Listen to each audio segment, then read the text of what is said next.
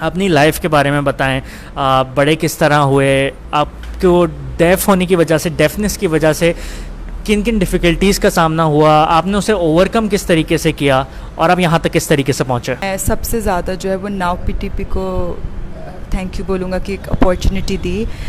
Born def तो नहीं कहा जाएगा, लेकिन एक ऐसी डेफनेस जो माइल्ड डेफनेस से लिंक थी। मैं 14-15 ईयर्स तक आई रियलाइज़ के मैं जो हूँ वो कभी सुन सकता हूँ और कभी मेरा हियरिंग लॉस हो जाता है।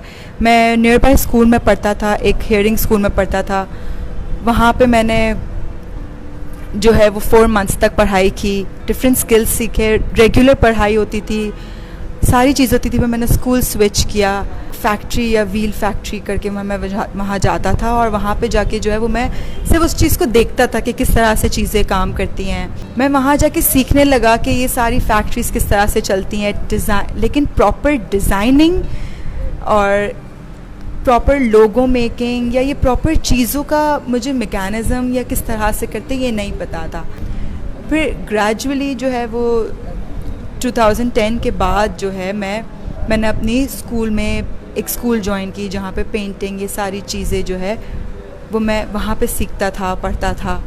मैंने अपना मैट्रिकुलेशन कंप्लीट किया, उसके बाद मैं जो हूँ वो इस्लामाबाद गया। वहाँ पे कम्युनिकेशन एक बहुत बड़ा इशू था क्योंकि मैं एक डेफ हूँ।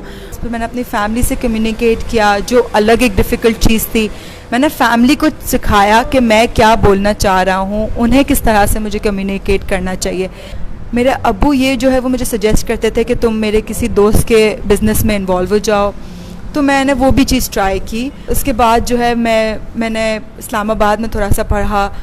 कराची मुझे ज़्यादा पसंद है, मैं कराची वापस मूव हो गया क्योंकि Karachi is very great in terms of businesses. तो मुझे यहाँ तक कि यहाँ पे मोर अपॉर्चुनिटीज़ है मेरे पास। फिर मुझे जो है वो मेरे भाई ने, मेरे फ्रेंड ने ये रिकमेंड किया। I never knew about now PTP, लेकिन मुझे यहाँ पे मुझे था कि मैं इन्हें डिज़ाइनिंग सीख कर मैं घर पे बैठा रहूँगा और बात का देख लूँगा। लेकिन देन मेरे फ्रेंड्स को जो है वो within this organisation now PTP उनको जॉब्स मिली, ट्रेनिंग लेने के फ़ौरन बाद उनको जॉब्स मिली। तो फिर मुझे भी ये हुआ क्यूरियोसिटी कि ये क्या चीज़ है, मैं ले लूँगा ट्रेनिंग। फिर मैंने नाउ पीटीपी से मज़ीद अपने जो है वो स्किल्स पॉलिश करवाए, लेटेस्ट चीज़ें, अपडेटेड चीज़ों के बारे में सीखा। तो now PTP taught me pretty well.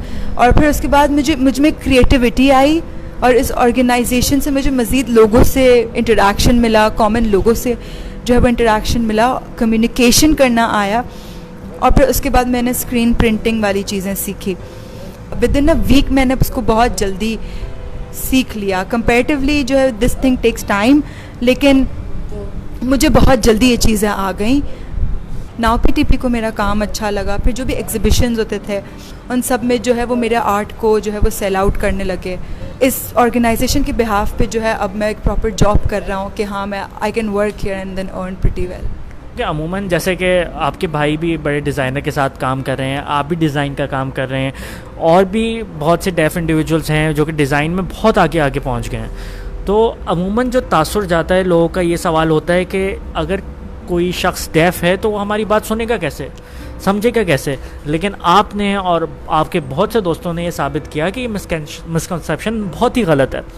तो आप मुझे बताएंगे ये डिज़ाइन का काम जो कि बहुत ही क्रिटिकल होता है, जिसमें बहुत ही चीज़ें समझनी होती हैं, कलर्स का, डिज़ाइन का, नक्शों का, सारी चीज़ों का, तो किस तरीके से आप वो काम करते हैं और जो कम्युनिकेशन बैरियर है वो किस तरीके से ओवरकम करते हैं? कभी कभी पिक्चर के बेसिस पर लोगों से कम्युनिकेट कर लेता हूँ, कभी मैं मटेरियल दिखा के कर लेता हूँ, कभी मैं लिख कर कम्युनिकेट कर लेता हूँ।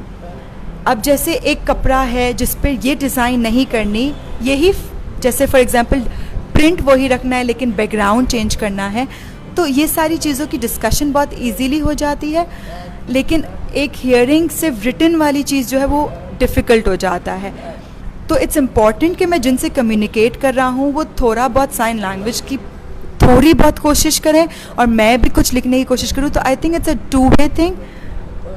पहले जो है वो एक डेफ पर्सन है मुनीम, मैं उनके साथ होता था, तो वहाँ पे मैंने थोड़ी बहुत प्रैक्टिसिंग की कि मैं किस तरह से अपनी वोकैबुलरी को सही कर सकता हूँ, हियरिंग ऑडियंस की कॉमन साइन लैंग्वेज को कैसे यूज़ कर सकता हूँ। तो I think I got my way.